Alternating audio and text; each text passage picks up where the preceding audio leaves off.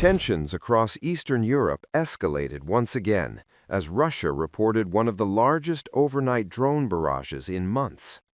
According to the Russian Defense Ministry, 287 Ukrainian drones were intercepted across multiple regions, with 32 long-range kamikaze drones headed directly toward Moscow. It marks one of the heaviest waves of UAV activity targeting the Russian capital in recent weeks. The interceptions took place over 8 hours, triggering temporary aviation chaos. More than 40 incoming flights were diverted as Moscow airports went into emergency protocol. Air traffic returned to normal only on Thursday morning, underscoring the scale of the threat. Russian officials are now linking this surge in strikes to growing geopolitical pressure. A senior diplomat claims Washington is pushing President Volodymyr Zelensky toward accepting a peace deal that would require concessions Ukraine has repeatedly rejected. According to Moscow, the sudden spike in drone attacks is a symbolic lunge by Kiev, aimed at demonstrating defiance to Washington and NATO officials demanding compromise. The statement, delivered by Ambassador-at-Large Rodion Miroshnik, accuses Ukraine of deliberately targeting civilian sites deep inside Russia. Moscow insists its own long-range strikes remain focused solely on degrading Ukraine's deep strike capabilities and weapons manufacturing operations. The diplomatic temperature spiked further as U.S. President Donald Trump publicly told Zelensky to be realistic and make a deal. And you said in an interview yesterday that you think it's time for Zelensky to start accepting things. What things are you talking about? I think he has to be realistic, and I do wonder about, how long is it going to be till they have an election? It's a democracy. It's a long time. They haven't had an election in a long time. It's losing a lot of people. And it's possible that the people, if you look at the polls, I will say 82%, there was a poll that came out, 82% of the people are demanding a settlement be made, Ukrainian people. They want to see a settlement be made. I understand that. They're losing thousands and thousands of people a week. They want to see it ended. And I do say, at what point, when do they have an election in Ukraine? That's not casting dispersions on anybody, but they do have a massive corruption situation going on there. And they do say, when are they, people are asking this question, when do they have an election? Are they going to have an election? Or are they going to just keep it going like this? So I think it's time to get that war settled. And I think it's a war that can be settled. But it takes two to tango. Ukraine President Zelensky rejected American pressure and signaled that Kiev is not prepared to bend. Greetings, dear Ukrainians. Today was a very busy day, and the coming days will also be serious. We spoke with the American team about economic matters and reconstruction. I want to thank Secretary Bessent, Jared Kushner, and Larry Fink from BlackRock for their complete constructiveness.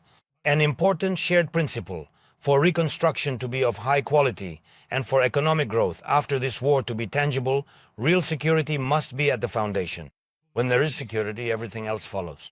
The 20 points to end the war is a fundamental document. We are working actively. The key steps must be workable steps. From this document, we are developing 2 more documents, at least 2 documents. And the first of them is about security, on security guarantees for Ukraine with the United States of America, and also about the economy, on reconstruction and joint investments. Today we work specifically on the economic document, and together with me on the Ukrainian side were Ukrainian officials.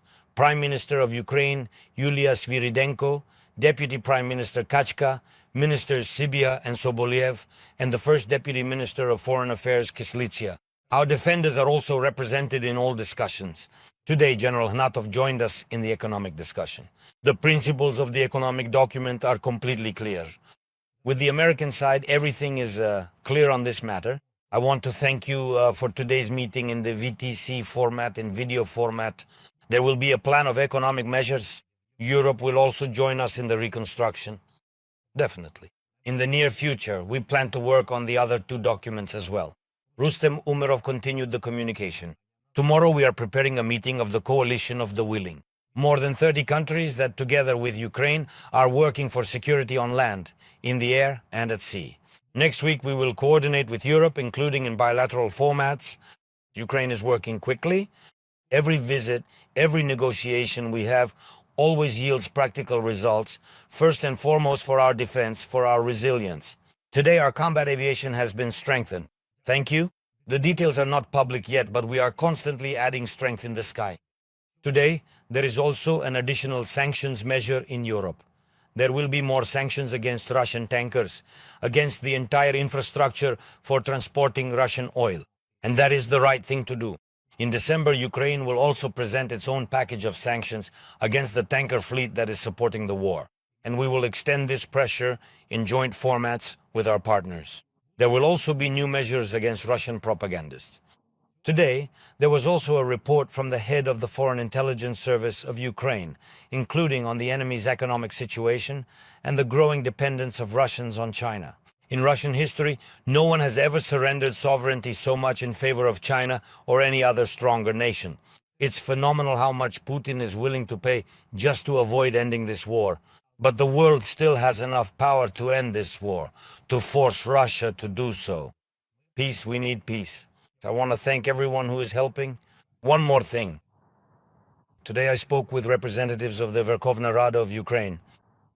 We had a substantive discussion. I will not allow any speculation against Ukraine.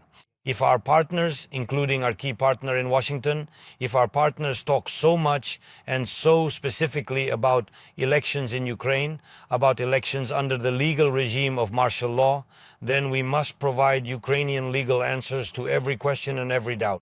This is not easy, but we definitely do not need any pressure regarding this. I expect that the members of the Ukrainian parliament will propose their own vision. Security challenges depend on our partners, primarily on America. Political and legal challenges must be addressed by Ukraine, and that will happen. Glory to Ukraine.